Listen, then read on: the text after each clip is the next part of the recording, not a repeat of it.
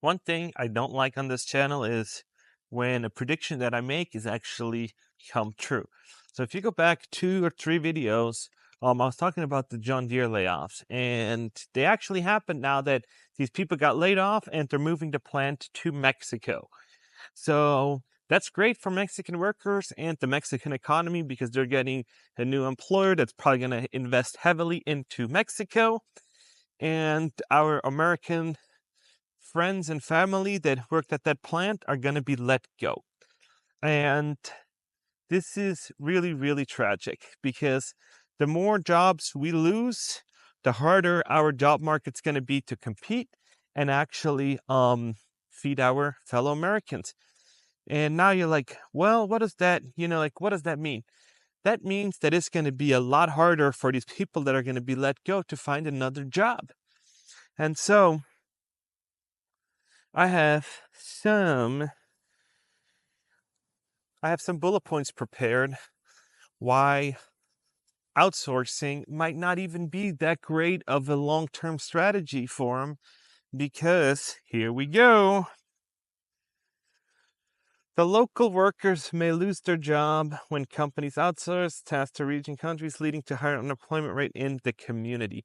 Yeah, so that increases if you fire people, right? That's like the simplest way of putting it.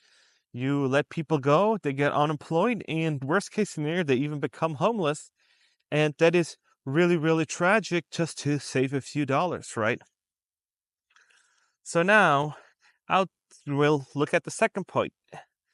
Economic impact. Outsourcing can lead to decline in local spending and economy activities, negatively affecting small businesses and local economies. So I think that a lot of C-suite executives did not take this into consideration. If you move plants to, Mexico, then your money that you're paying these salaries for isn't going to go into the community that you're actually trying to sell stuff in.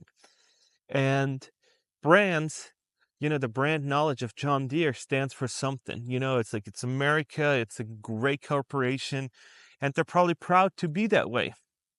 But these people now that are going to get replaced um, by these workers in Mexico are probably not going to speak very highly of your brand. And another thing is that when stuff like that happens, it's just tragic. It's just really, really tragic. So now let's look at the skill drain. The community may experience a loss of valuable skills. Yes, as jobs are transferred elsewhere. Introducing local talent pool, opportunities for skill. Yeah, so what does that mean? One thing that means is, for me, when I'm reading that, is that if you have top-notch talent that worked at John Deere that they're letting go, one thing that it means for me is that these people might need to move. They might need to move to Pittsburgh, to a whole nother state, because they have a certain lifestyle, they have a certain amount of money that they want to make, they have a certain skill set that they would get underpaid, and so they got to move. So when they move, that means the state loses money, and that means that tax revenue's gone, so many other implications. And so I'm wondering, why do lawmakers allow that to happen and not like enforce policies on them, but make something like, the other day I was talking about how the headcount needs to grow in companies to get tax incentives. So if you give companies tax incentives to hire more people, then this whole thing would be cured. And that would be a great way to get people back to investing in the US, using, getting people hired, doing stuff if they get tax incentives, if they come to work for a bigger company. And that would be really, really sweet, right? Not even a big company, it could be any kind of company, right? So now what John Deere might also be facing is outsourcing is all good and great till you have quality control issues, product and service providers outsourced may not meet the same quality standards as those do locally. Yes, leading to customer dissatisfaction and potential harm. So, one thing that I see, with other companies that outsource is their products just become garbage because the skills get lost, how to put it together, and just assembling stuff doesn't make it good. We all know about the made in China crap. That's just not good. It's just cheaply made, isn't lasting what it's worth. And so you're like, okay, it's worth $5, but you use it once and you're done. It's like it's broken. So you have a serious, serious problem if you think that quality control isn't going to be an issue. Unless all these skilled workers move and provide the same amount of quality for your product, then you're going to have to restart. And when you move manufacturing lines to another country, to another thing, you're going to have flaws in it. There is no way that you can actually move manufacturing or something else without having flaws and kinks in it. That's just a normal thing. When you move stuff, it's just different conditions, different working environments, different people. Different people do different things, and that's just how it goes. So you're gonna face quality controls issues. So now, a loss of culture and identity. Outsourcing can erode the technique, characteristic, culture, identity of the community, a local industry. Yeah. So John Deere was probably a huge, huge, huge contributor to the local economy. It was helping a bunch of people out. It was probably, barbecuing and everything else. And it was like a sense of community. And I feel like once they're going to be let go, that community's gone because all your friends are still working at John Deere and you probably won't because there's no other jobs. It'd be nice if then they're like, hey, don't worry about it. We just give you another job at John Deere or any other company. This isn't all applying to John Deere's. This is applying for any company that thinks about um, laying off and moving out and moving overseas. There are implications to that. And for some products like software or like that, it can go very well. But even with software, it can be really, really tricky. So I tried to build an app once with an overseas team, and if they don't produce it in-house with code and everything, and you try to sell it or do something else with it, it's going to be really, really difficult to get to know how what the thinking process was when they programmed it. And you guys let me know if you're in software, if this has any merit or not. But as I understood is that these people code in a certain way that's different than how you would do it. And so it's really hard to know how it was made because they just don't do it the same way. So I'm really interested, is this just somebody that kind of told me something that's not true?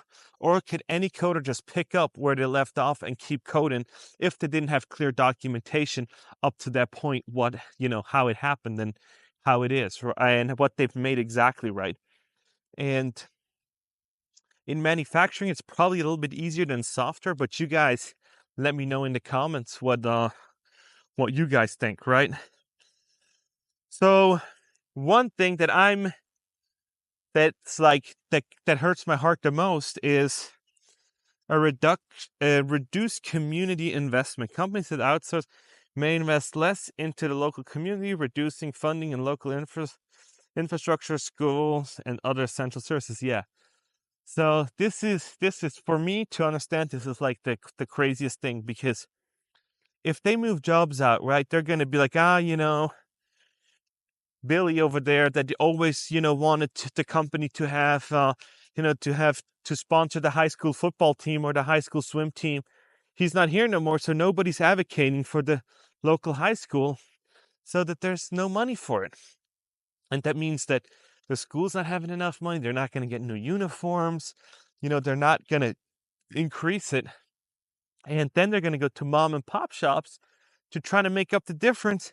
But since all these workers that got let go aren't coming to to Murphy's Pizza or, John's Pizza, whatever the name is, aren't going to go to your pizza shop. You're missing out on revenue. And now you're like, I really wish I could, help the school out and, sponsor the school. But it's not really in my budget to sponsor the school because, so many people of my core customers cannot afford my services anymore because they just got let go and they're only coming in once a month rather than once a week, for pizza night. And so I cannot afford to do that. And it has like a trickle effect into the economy. So then the pizza person or, whatever it is, the local FOSS spot or whatever, is like, I can make investments. I want to hire another worker, but that's not going to happen. So I'm going to pick up some slack myself and I'm not going to, redo my backyard. So now the gardener has an issue and the gardener's like, I really want to, have an event catered, but I can't really do that. And so then the event caterer, and this has this whole big ripple effect um, that it has that some people really, really don't see. And it's not really pretty because I feel like your community is everything. If you don't have your local community, it's not really worth living there because people are like, oh, San Jose, California, and all these places are so high. That's because you're close to good restaurants, you're close to work. But when you don't have that anymore, you might as well live in the middle of nowhere and buy some cheap land and put a manufactured house on it and live there because you don't have the community aspect anymore. So now let's talk about the last point, lower wages and working conditions. So another thing that might happen is that once they move the plant to Mexico, they don't have those strict labor laws. I don't know, but I've seen it before with Nike a few years ago. I think it was like 10 years ago, where they had the World Soccer Tournament and the balls were made by children and it was like child labor and it was a huge scandal. I don't know when it was, probably 06 or something. And so now I don't know how this still is going on, if there's still like child labor in some parts of the world that that US companies outsource stuff to, but that is definitely not okay. And I would not buy their products just because they're cheap. But then again, some people cannot afford to be picky about price because they rather buy it or not have it. They can only pay the cheapest price or then they cannot buy it. So now I'm asking you, would you buy it just because the price is cheap and you can afford it? Or would you just not buy it because it's too expensive and it's American made? And that whole labeling with made in the USA now is kind of deceiving anyways, because they got, it only needs to be manufactured here, but all the parts come from different areas around the world. And then they're like, hey, it's made in the USA, but everything else has been made in another country, and they just drop the engine in the US and then they say, oh, it's made in America, but actually everything else has been assembled in Mexico, and then they just drop the engine in and that qualifies them as made in America, right? So really interesting to see how all that goes. And people are like, I only buy American, I only buy from US that says made in the USA, but all the other parts are from around the world because we don't manufacture those. And as you know, during COVID with the supply chain, there's been so many issues that it's like we need to almost bring manufacturing back to the US and start, and I'd be okay with having AI take care of like a lot of manufacturing, but we need to bring manufacturing back to the US so we can actually produce these great things that our communities need locally. And so we can do the investments into the community, into the schools, into nonprofit organizations and all these kind of things so we can have a flourishing economy.